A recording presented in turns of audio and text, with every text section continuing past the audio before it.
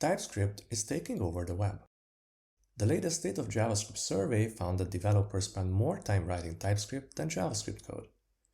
GitHub's own survey states a more modest claim, saying that TypeScript is only the fourth most used language on the platform behind JavaScript, yet its usage grew by almost 40% in a year.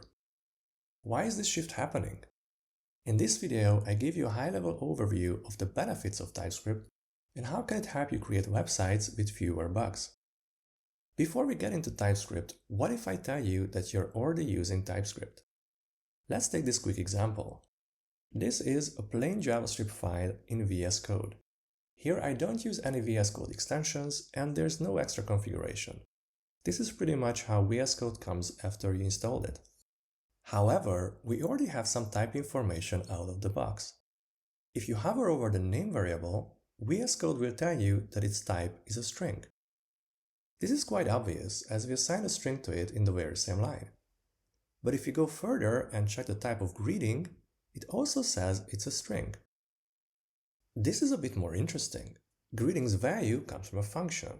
How do we know it's a string? In the background, VS Code comes with built-in TypeScript features. It analyzes the function, checks every possible return path, and it concludes that the only thing that this function can return is a string. Of course, this is a very simple example. This function only has one line that obviously returns a string. But even if you had more complex logic with multiple different return statements, TypeScript would still analyze every different path and would tell you what are the possible return values. We can easily see this by hovering over either the return value or the function call. This is little help for us in this case, but imagine we had a more complex logic and maybe the function is defined in a different file. You don't have to open that other file and check all the possible return values, but it's enough if you just quickly glance over the information pop-up. To stick a little longer with this example, if we hover over the length variable, we are going to see that its type is a number. This might seem obvious again, but the logic behind it is smarter than it looks.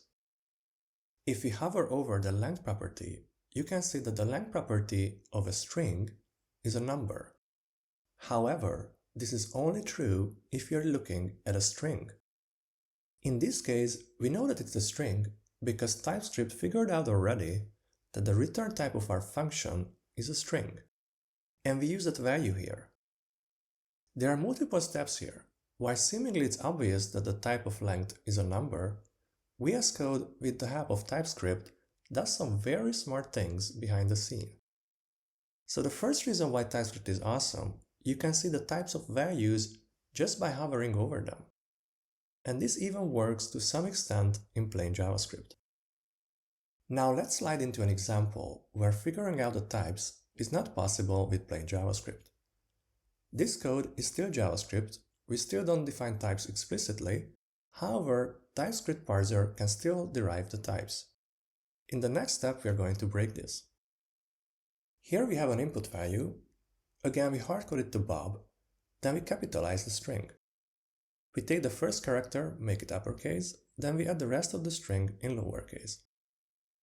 Again, if you hover over the formatted input variable, we can see that its type is a string. And if we hover over a length variable, we see that its type is a number. This is true because we started with a string and calling the char_add function on a string returns another string. And calling the toUppercase function on that will return yet another string. Same story goes with slice and to lowercase functions. Even more, we can also check the function signature of these functions. We can see that the char_add requires a number parameter, toUppercase does not require any parameters, and the slice function has two optional parameters that both can be either a number or undefined. These are TypeScript annotations. The question mark means that the value is optional, and the pipe character means that the type could be either this or that. As a summary, we know that our formatted input is of type string. Let's extract the logic that capitalizes our input into a function. The types should remain the same, right? Well, not exactly. Now our capitalized input is of type any. Interesting, what happened? Our function should always return a string, right? If you look at the entire codebase, in this specific case, then yes, it should return a string.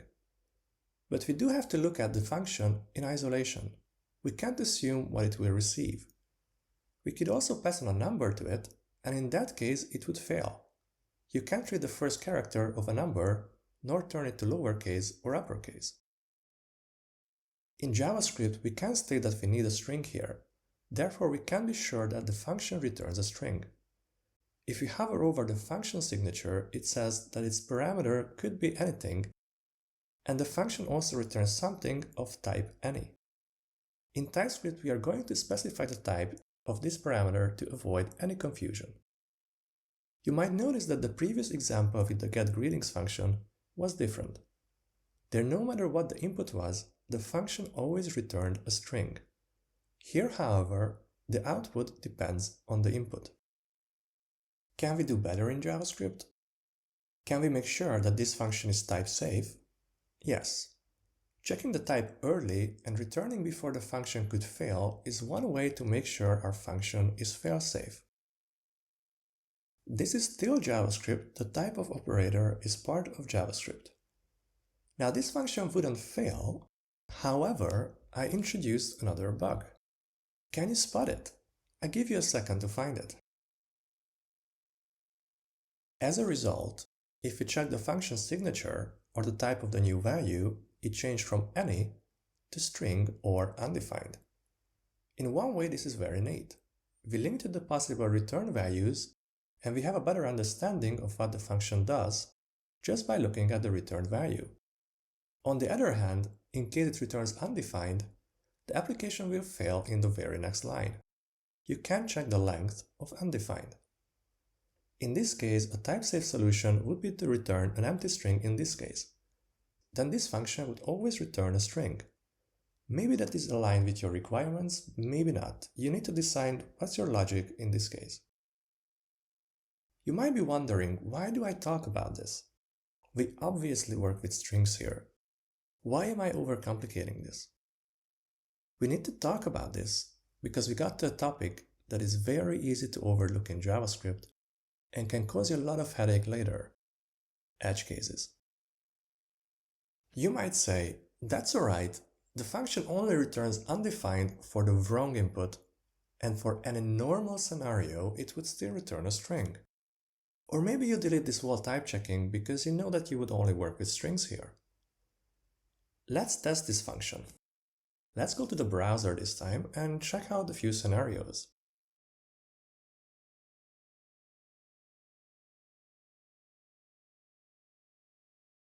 Instead of hard-coding the input, let's use prompt to ask for different inputs from the user, and let's see if the function capitalizes the inputs correctly. First, let's enter a name in lowercase. As you might expect, it is properly capitalized and it shows up on the console with its length. Okay, this works. If you enter a name in all caps, it also works. But let's think about edge cases. What if we don't enter a name and we leave the field empty? Turns out that also works. In this case, prompt returns an empty string, and luckily for us, the lowercase to uppercase and even the char-add functions works as expected. So we are good. Or are we? Is there anything else we could check? What if the user clicks the cancel button? And there we have it. We have an error and the application crashed because it went on a path we thought impossible. In case you click cancel, the prompt returns a null value. We try to capitalize a null value that returns undefined, and then we try to read the length of undefined that fails. Or if you don't even have this type checking upfront, then the char-add function would already fail. Could we have known this? Actually, if you check the signature of prompt in VS Code, it will tell you that it might return null. But the point here is not that you have to learn the edge cases of prompt. Most probably you never use prompt in a proper codebase. The point here is that edge cases can happen and it's very easy to miss them. It's a typical source of bugs that developers cover the happy path of an application, in this case setting the name properly, but they are less attentive when covering edge cases. In JavaScript, you need to be mindful about edge cases, test different scenarios, user inputs, and write thorough unit tests to make sure your logic doesn't fail. Wouldn't it be nice if the editor would tell you that you have a problem? We are going to see that in TypeScript, it's literally impossible to write this sort of code because it will give you an error right away as you type it in the editor. So after all this introduction, let's finally turn this into TypeScript. To do so, first let's simply change the extension from JS to TS and see what happens. We already see an error saying that our formatted input might be undefined, and that doesn't work well with getting the length of it. We already caught the bug that caused trouble earlier, and we didn't even have to invest any time in adding types to our code. Let's do that. And to make sure we don't miss any type we have to add, let's turn on strict mode. For this, we need a tsconfig file in the root of our project. This might seem a bit scary now, but this file is most probably generated for you automatically when you create a project with any of the frameworks. What's important for now is that we have strict mode set to true. This will show more errors because with this setting we have to define the types of our function arguments. So let's specify that our capitalized function requires a string. And that's all the types we need to add in this case because that's the only one TypeScript couldn't figure out itself. One misconception about TypeScript is that you have to add types to everything. While that's not a bad practice, it's not strictly necessary. TypeScript is very smart. It analyzes the code and figures out the types of as many things as possible. We can of course specify types at other places. We can specify that we need our formatted input value to be a string. This is our whole problem here. We thought it's a string, but in some case it isn't. This highlights our problem right away. We want it to be a string, but our function might return undefined. We can read in the popover that undefined cannot be assigned to type string. We can go further by saying we want this function to return a string. This again will change the error. Now the problem is not that we can't assign the return value to a string variable, but that the function itself returns a wrong value. To solve this, let's just delete this one line. Earlier we added this line for type checking, but now we let TypeScript do the whole type checking for us. The function signature already states that this property has to be a string. There's no need to check it again. Our code gets simpler and in the same time safer. To check that we are indeed safe, let's see what would happen with our earlier example with the prompt statement. If we replace the hard-coded input with prompt, TypeScript will realize that now our input might be null, and it won't let us use it as a parameter for our function. What could we do in this case? We could move this whole logic into an if statement, and we only run this code if the value is not null. TypeScript is smart enough to figure out that if the value is not null, then it has to be a string, so we can call our function with it. So another reason why TypeScript is amazing is that it will make sure that you call your functions the right way. It forces you to think of edge cases, not just to think of them, to handle them. Something that's very easy to overlook in JavaScript. Now that we got the basics, let's go on to our third topic, refactoring. Let's update our greeting function a bit, and let's say it takes now two arguments, a first name and a last name. Then we call this function in multiple other files. Imagine that our getGreetings function is a utility function that is used in many places in a huge complex project.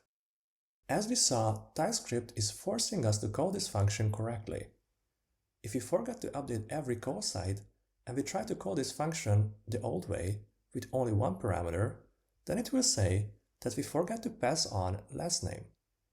And this is not only obvious when we look at the file, but even if we just have a glance at the file explorer. You see that the file name with an error is highlighted in red. Earlier, it would have been relatively easy to miss one of these call sites during a refactor, but now it's literally impossible not to see the error. So let's fix this. then let's do another change. What if we decide that we need to refactor this code, and instead of passing on two strings, we want to pass in an object that has the first name and the last name properties? In TypeScript, we can precisely define the shape of an object. We can define that we have to pass on a person parameter that should be an object with the first name and the last name property, that both have to be strings. Now I haven't even saved this file, but my editor already lights up in red. It says that I'm trying to use variables that don't exist. In this function I'm referring to first name and last name, and there's only a person object now. Even more, the other files light up as well, saying that I called the function with two arguments, even though it expects only one. Before we fix these errors, let's define the type of our object in a different way. Defining it inline works like this, but it can be a bit messy. We can also define it as a type. We say that we have a person type with a capital P by convention. This type describes an object with the first name and last name properties that are both strings. We can even add more things if we want to, like we can add an age property that is a number. Or even better, we can add the birthday property that has a type date. But let's make this optional because we don't want to deal with it for now. Adding a question mark here makes this property optional. We can set it, but we don't have to. But when we try to use it, we also can't assume that it does exist. Now, instead of inlining the function argument's type here, we can say that our person argument is of type person. Now let's fix the errors. First, let's say that instead of using first name and last name, we use person.firstname and person.lastname. TypeScript is very picky on using variables that don't exist. To give you an even better example, what if I made a typo here? What if I miss a letter from first name? This could be a very easily overlooked problem in JavaScript. Here, however, it's not only highlighted that there's no such property on a person, but even suggests that you might want to use first name instead. Okay, now our function is fixed. Now let's deal with the call sides. As you can see, files with an error are already highlighted in the File Explorer. This is, of course, a very simple example, but imagine you have a huge project and this function is called in 100 different places. Of course, you can be very thorough and fix all of them one by one, but in JavaScript it would be very easy to miss one of them. Now here, the error says that we pass on two parameters, but only one is expected.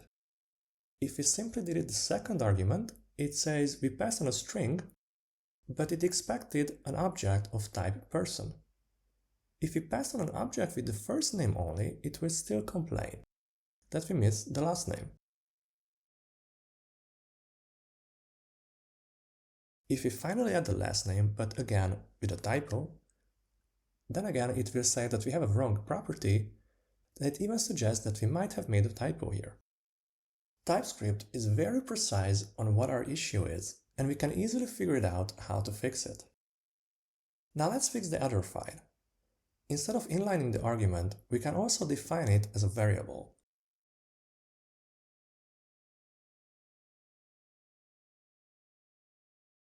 And TypeScript will recognize that an object of this shape fits the criteria of this function.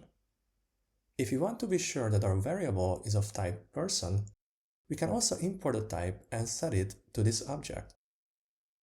First, we need to export it in the utility file, and then we can import it just as our function. Then assign it to our object.